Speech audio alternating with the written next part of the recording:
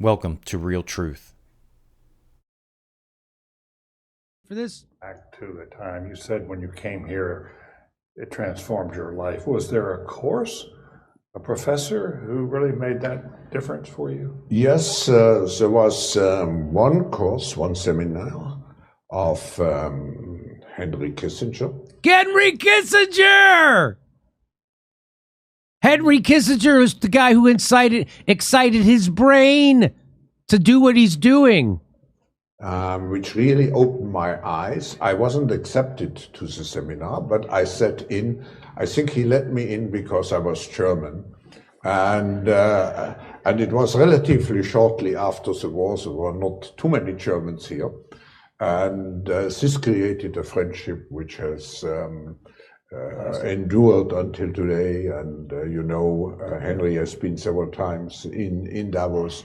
And I think it was mainly participating in his seminars that I developed my interest for geopolitics. One does not need to catch Henry in flagrante in the Carlisle Hotel or with a Romanian waiter in Acapulco. He is of the species some psychopathologists describe as an extreme anal variety of sadomasochistic personality. Now, on the subject of psychopathologists, has any psychopathologist ever suggested to you that you ought to be locked up?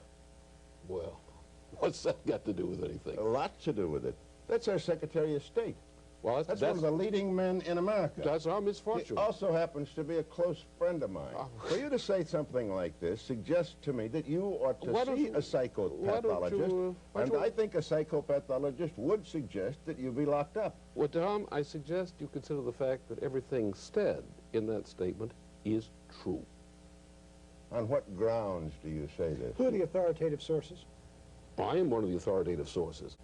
That what I know about Henry Kissinger is developed from sources that know him very well, and for our own direct investigations. Henry Kissinger is still screaming about the effectiveness on which we got on the inside of his entire scheduling operation as a matter of our investigation. Was that how you got the young lady to insult him and his wife as It wasn't surgery? insulted. The point is, Henry was walking through the airport. Now, let's get so the audience will know what we're talking about.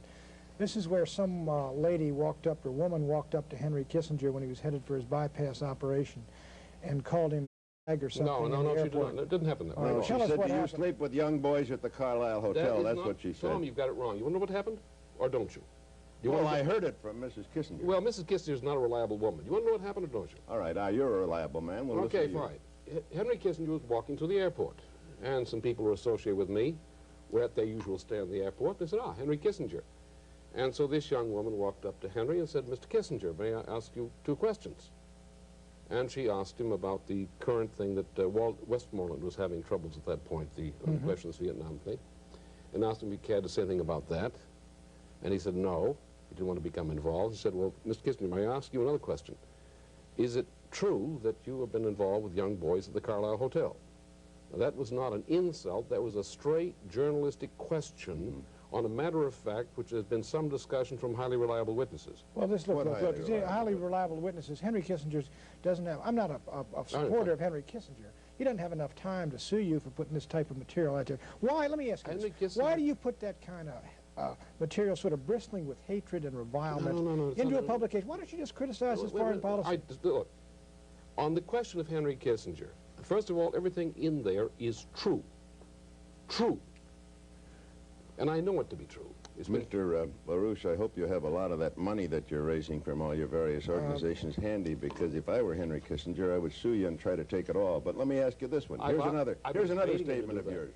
David Rockefeller, Averell Harriman, and Henry Kissinger are all agents of the British intelligence service spreading drug addiction, global famine, and the bubonic plague. Well, you'll have Convinced that we will destroy, unfortunately, a lot of employment. Just think of self-guided cars and all the drivers losing their jobs. Let's look at the bank employees and so on. If you're left behind, you're facing something far worse, which is to be completely irrelevant. They won't even need you as a serf or as a slave. Direct brain-computer interfaces, replacing organic hands with bionic hands, adding to the body a second immune system, which is not organic, but an inorganic immune system, made up of millions of tiny nanorobots inside your body.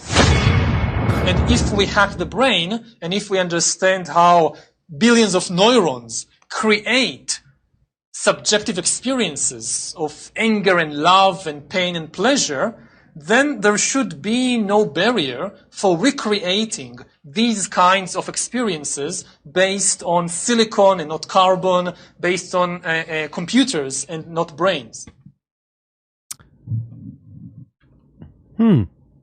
So that's his number one advisor, by the way, that guy you just heard talking. That's the number one advisor to Klaus Schwab. And here's some more of that guy. That guy's name is Uri. What is his name? Yuval Noah Harari. Yeah. A couple of decades, when people look back, the thing they will remember from the COVID crisis is this is the moment when everything went digital. And if this was the moment when everything became monitored. When everything became monitored. This is the moment. He's talking about COVID. This was the moment. Biodata collection, all that stuff. Yeah.